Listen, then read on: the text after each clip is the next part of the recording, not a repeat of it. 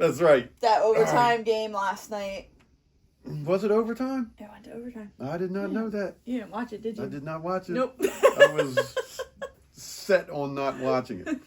And I didn't find out who won until 11:30. That's really funny. When I was looking through some feeds, getting ready to go to bed, and I'm like, guess they won. You know, Yep. Didn't know it was overtime. Yeah. Is what it is. Overtime. It was a pretty good game. Yeah. Yeah. Of course. That's what I mean. It's like, I think that's what most of the country was feeling. Yeah. Whatever. Yeah. Unless you live in San Francisco or Kansas City, or you a bandwagon. Unless one or of those you lived things. Yep. Right? Yeah. Is what it is. I think we're both kind of bitter.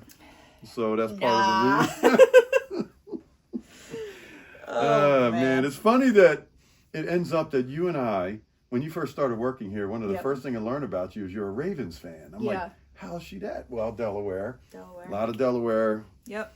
You know, so all good, man. Yeah, Delaware's homeless as far as That's right. for the That's most right. part, Yeah, so we that's just true, man. Get to choose. Got a whole Hey. circle of teams around us. Yeah, that's right. You get to I pick chose and the choose. good guys. You sure did. Some Sure might did. argue that I should have chosen the green birds to the north, but I know a lot of Wilmington is Eagles fans, but a lot of the lower Delaware is Ravens. either Ravens or Washington. Yeah, true. Yeah. Are there Washington fans these days? It's really a Just sad. asking. It's a really sad life comment. there are. I don't know, man. There That's probably a tough are one. somewhere. I'm sure. Man. You know, I used to be when Baltimore didn't have the Ravens. Yep. So I feel for them a little. Yeah. Well. Anyway, this will be the. there was our football commentary after the Super Bowl. And that's the last about all one there for a was. while. Yeah. We'll be back in August. Yeah, man, for sure. For sure. But we'll be here until then, talking about the Bible, which is way better. It is way better. Way better. Way more life-giving. Less draining. Yeah. I agree.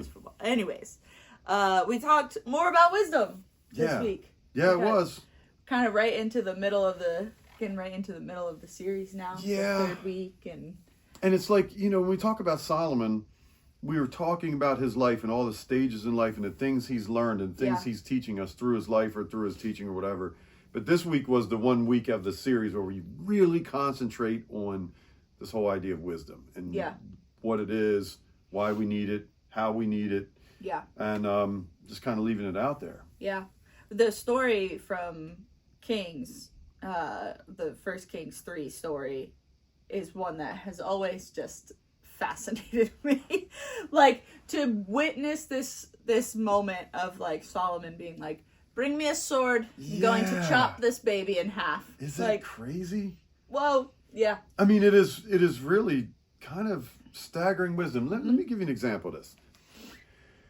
One day, I'm watching my wife deal with my kids. I mean, I was just at the kitchen table, and they started arguing. They didn't really start arguing, although they did back then some. It was more like there was a candy bar, and there was one candy bar, and they both were going to split it.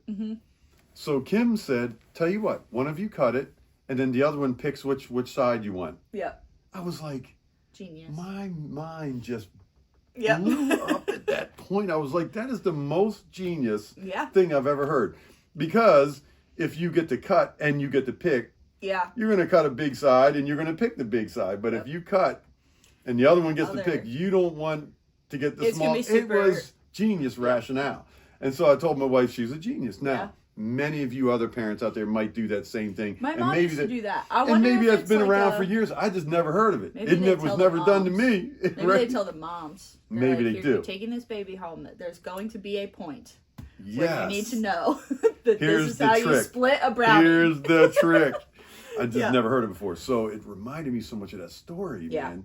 Of like, it's just such simple rationale. Yeah. And it really did take the leading of God for him to come to something like that drastic. And knew the outcome was going to reveal the real mom. Right. It's amazing. Yeah. Yeah, it's really an interesting story to read, for sure. Yeah. One of those that's like, whoa, that could have been like a good TV episode, movie type of thing. Well, It's like every once in a while you read a Bible story. Well, more than every once in a while, I think, like, because a lot of, especially the Old Testament history is like, wow, that Yeah. is something. But I think the thing that we went back to yesterday is like just the reminder, because of what the life lesson was, right? Like God offers his divine wisdom, Yeah. but we must ask for it. Mm-hmm. That idea of like, we went back to kind of the first week when we talked about Solomon asked for wisdom from the Lord. Exactly. Then we got to see this example of how that played out in his life and like in how he managed his kingdom. Yeah. And that it was a beautifully managed situation, you know? So it really was in several different ways, because it wasn't just that playing the part of the judge, which he had to do at that point, right. but it was also managing his whole country. I mean, it wasn't really a country back then. I mean, they didn't call it that, but you know, the people of Israel, God's chosen people, let's just say, he had to manage all that. He had to take care of not only just the people, but all the resources, the finances, the building of the temple, all this stuff. When there was no judicial system at the time, you know, like he was kind of it. He was the man. court. When you are that granular and you get a couple women that are like come in with this crazy situation, he's got to decide between the two. Okay, yeah, man, and it's a really interesting thing that he asked for it, and God gave it. Yep. So the life lesson was, hey, man, God is going to offer you his wisdom. Yeah. He said, I will offer it to you. Yep. It's a promise. I will give you my wisdom. But there's a condition. You have to ask. You have to ask. Yeah. Yeah, and are we asking is the question, because I think that's the challenging question. I think there's times where I find myself in a situation and like it's all happening, right? Like our life starts happening quickly around us and like, oh man, I got to make a decision really quick. Like, what am I going to do? What's the next thing? And do we stop and say, God, give me wisdom here? Right. Or do we just let the like intensity of the moment sweep us into like just blindly choosing the next thing? Yeah. That wouldn't be the ideal. But you're right in saying that challenges us, because the first thing we ought to do is say, God, I need your wisdom in this situation. Yep.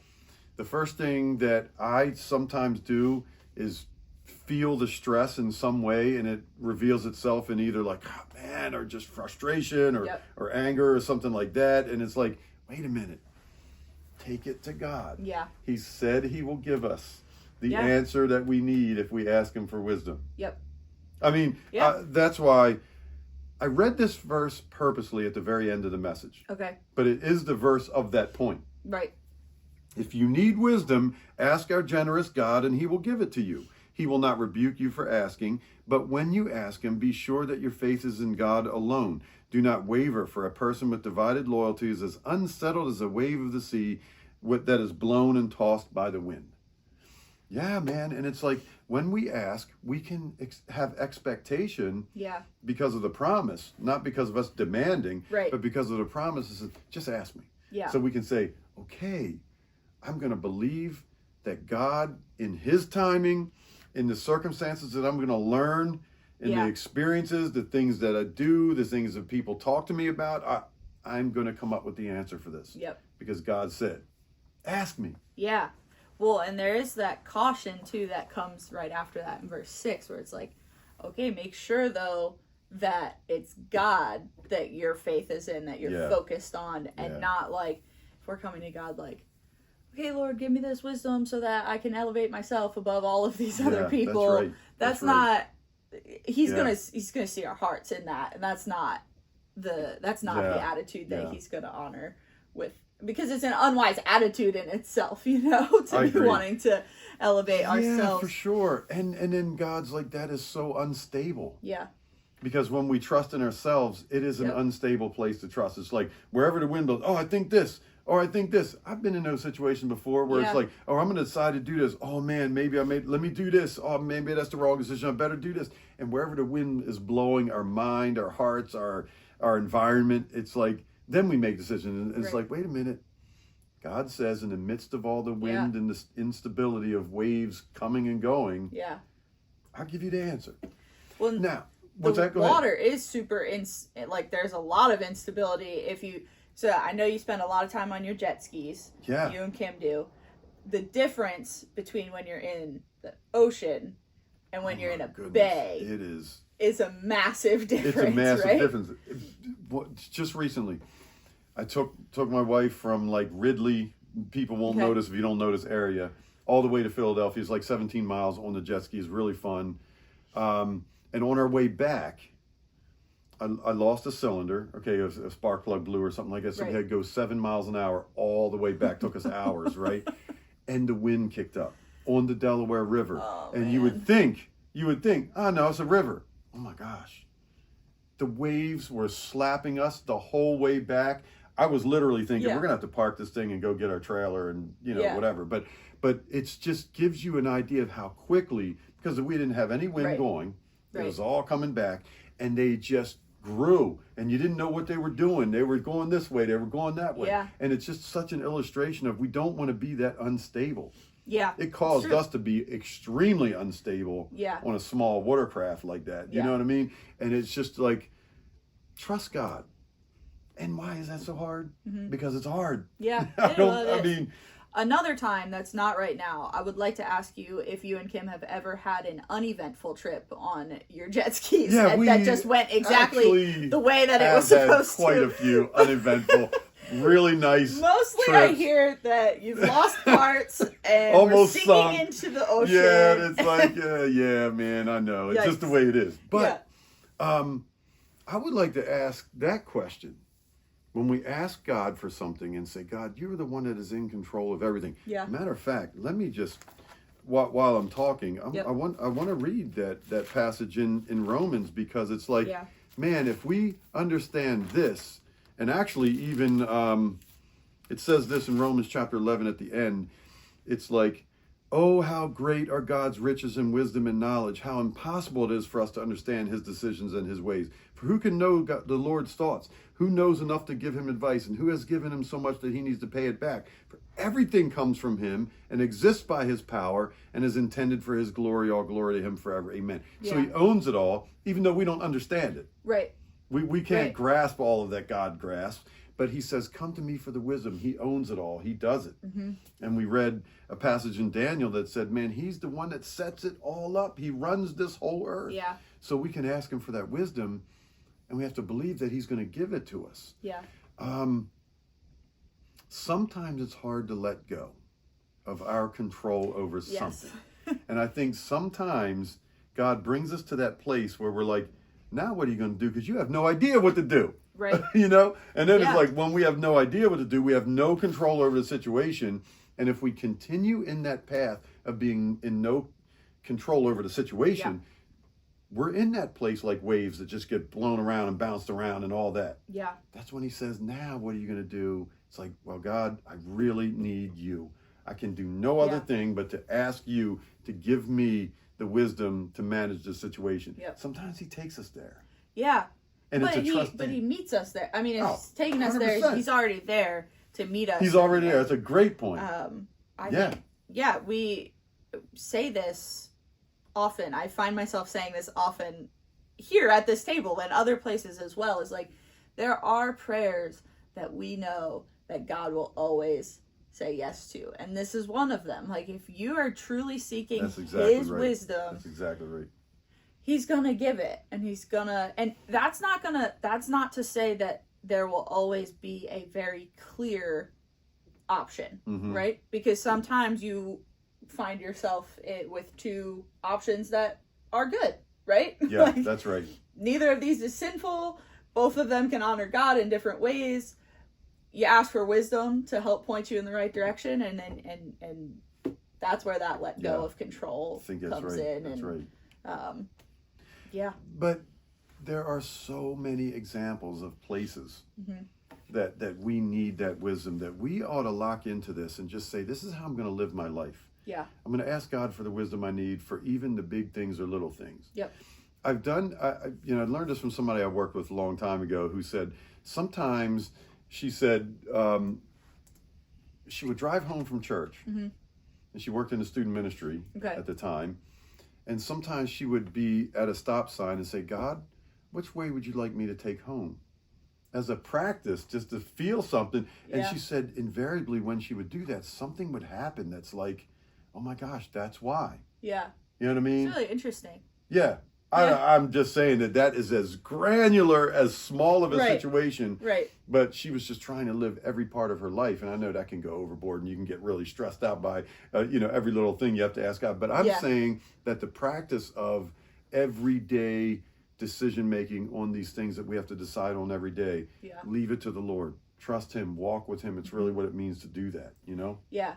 And I think we have so many decisions that we're making all the time that a lot of us experience as being called decision fatigue. Like a lot of us experience that where because of the world we live in, we got so many more options than anybody ever used to between like That's all right. of the just access to the world that we have can be really exhausting Yeah, to, it really to can. have to navigate. And It so, really can.